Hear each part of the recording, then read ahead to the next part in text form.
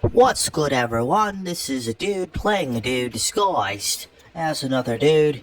This is Mehuang Dou-zhansheng-fo here with another rating review, so on and so forth. Today, it may be seen more as thoughts on a particular matter.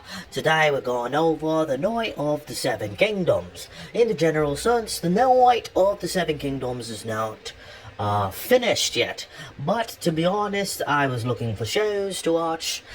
In my boredom indulges, I happened to come across the Night of the Seven Kingdoms.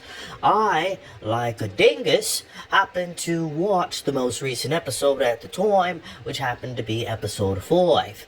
I loved that episode, and I thought that inadvertently that was the first episode, and I was like, these guys, they know how to write a show.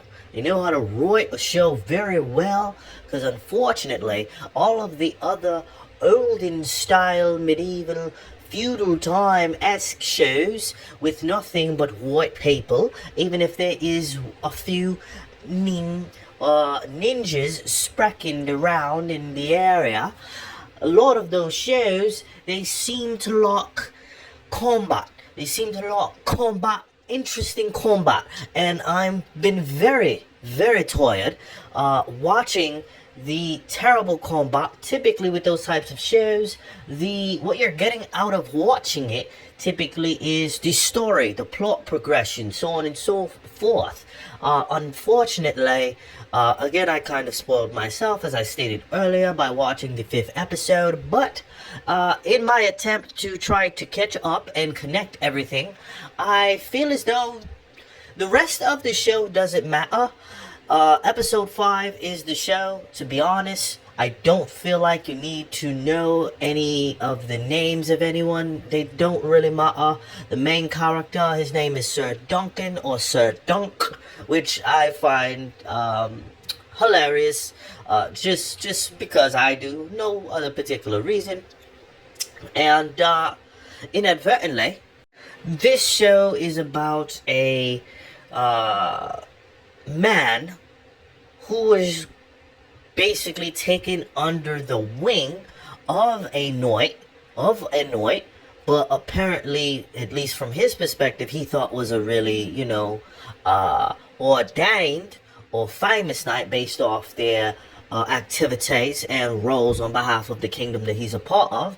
But he then learns that they were a knight, but they weren't necessarily to one or more degrees, and he was never a knight. He was just picked up by this particular knight when he was a young lad, after, he was basically a city urchin, had really no family, so on and so forth.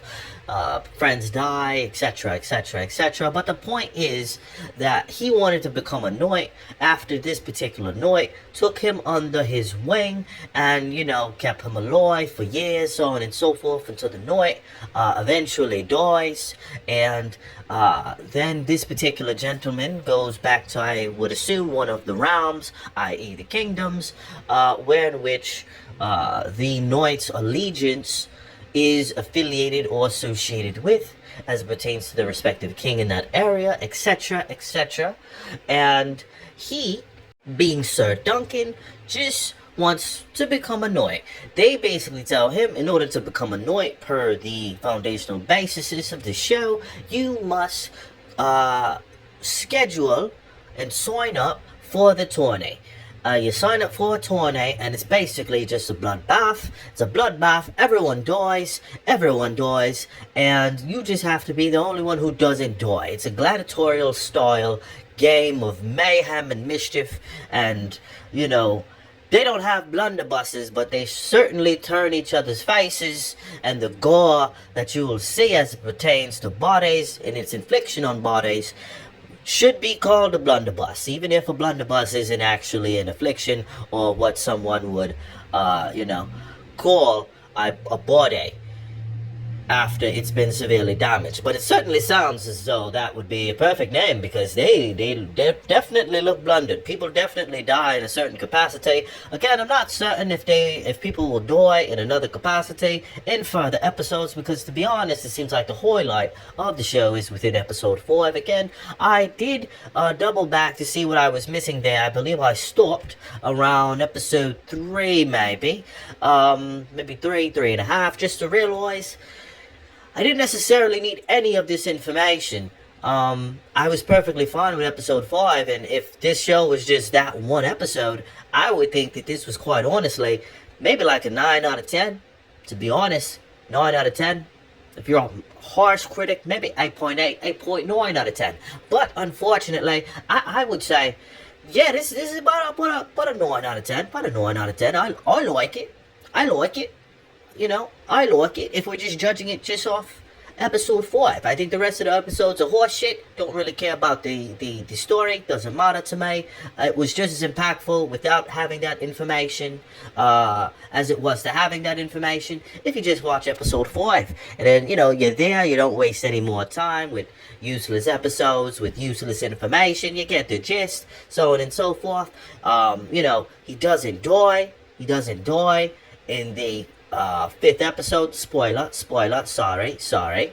And you basically get the gist. The particular kingdom does not want him to be a knight unless he has been knighted by the respective gentleman that used to be his master, his mentor, and since he wasn't related to him, essentially they're just not letting him become a knight, regardless of what he does, regardless of how skilled he may be, regardless of how much potential he may have. They just don't care because they're about the cost, and unfortunately feel as though that if you are not of a particular cost, then you cannot be a knight.